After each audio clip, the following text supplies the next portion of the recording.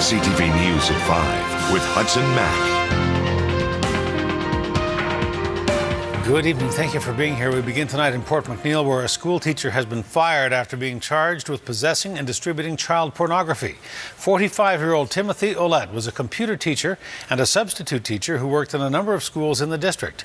He was first arrested in March and the district suspended him immediately, but it was not until now that he was charged and parents notified. CTV's Gord Kurbis has the story tonight from Port McNeill. The school district worked with the teacher regulation branch. A notice carried home by students today talks about a subject they should never have to worry about: criminal charges against one of their teachers.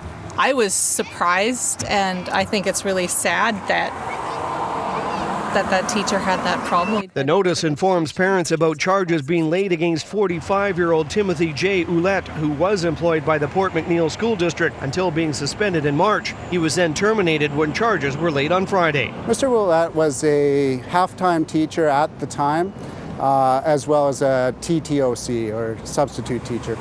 He'd been employed for about 18 months. Although charges were only laid against him on Friday, the investigation by Port McNeill RCMP began nearly 8 months ago. It came to the Port McNeill Detachment's attention from the British Columbia Integrated Child Exploitation Unit, BC ICE it's referred to as. And it came to their attention that Mr. Ouellette was in Port McNeill accessing pornography and distributing it. The RCMP's investigation was extensive, seizing the teacher's computers. That's when the investigation turned from possession of child pornography to distribution.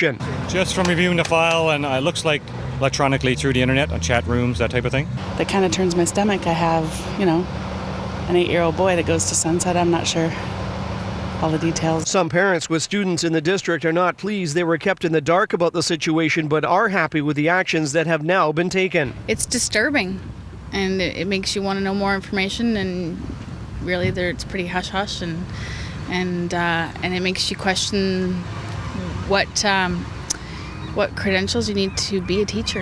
RCMP are confident no children from Port McNeill were victimized. Ouellette's next court appearance will be in Port Hardy on November 20th. Gord Kurbis, CTV News, Port McNeill.